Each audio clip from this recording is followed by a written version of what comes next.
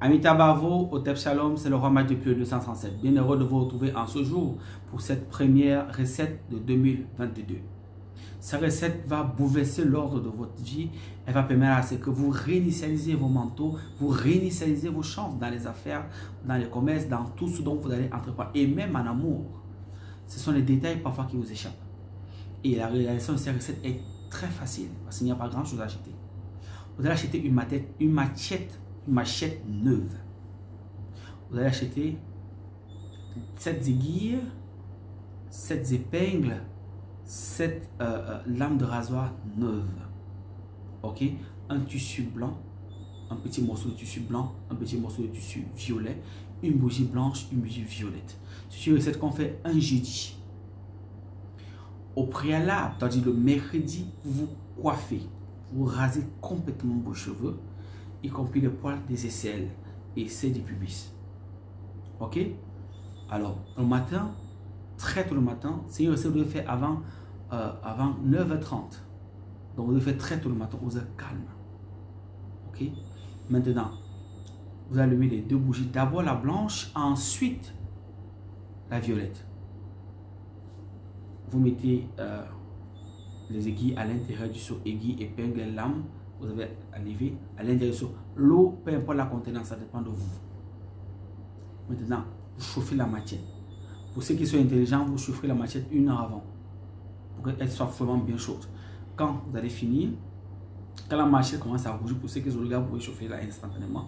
Quand la machette va rougir, ok, vous allez tendre la machette devant vous. Vous réorientez cette recette vers l'est. Vous allez dire nom, prénom. Donc vous citez votre nom, prénom, date de naissance. Vous faites le signe de croix avec ce couteau, avec cette matière qui chauffe ou ce couteau à double tranchant, pas le couteau de cuisine. Couteau au sens de l'aiguille du monde, et ainsi de suite. Nom, prénom, date de naissance. Vous coupez avec vous faites le signe de croix avec cette matière qui chauffe. Derrière vous, ici, vous revenez, vous levez comme ceci. Vous allez lire le psaume 86 à partir du verset 9. Psaume 86, verset 9.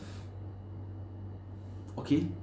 Bon, une fois que vous le faites, vous trempez cette matière à l'intérieur du seau. Ça va commencer à ébullir. Ça va commencer à prendre une forme d'ébullition. Ça va faire l'ébullition. Pendant que ça fait l'ébullition, vous dites, aussi vrai que cette eau s'agite, que tous les esprits qui sont en moi, autour de moi et dans tout l'univers, consacrent cette eau et bénissent cette eau, afin qu'il me purifie. Que l'Esprit de Dieu qui se mouvait au-dessus de la surface des eaux se manifeste sur cette eau. Maintenant, ainsi soit-il. Par la puissance manifestée de Chine. Vous veillez à ce que la matière soit bien froide. Quand la matière est bien froide, vous tâtez, si c'est bien froid, vous posez ça devant votre seau, vous posez devant votre seau, vous posez vos 2 pieds dessus. Les cheveux que vous avez mis dans le tissu blanc et violet, parce qu'il dit une étoffe blanc et violet, vous prenez ces cheveux-là, vous lavez avec ces cheveux-là. Vous frottez avec ces cheveux-là, vous frottez avec ces cheveux-là, tout ce corps-là. Ensuite, vous déposez, vous rincez avec cette eau abondamment.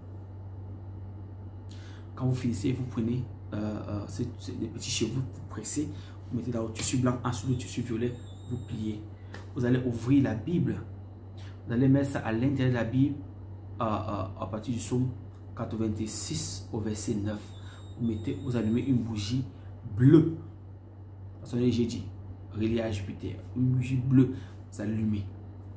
S'il n'y a pas le bleu, vous mettez la blanche. Mais l'idée, c'est de trouver le bleu. Vous mettez. C'est tranquille.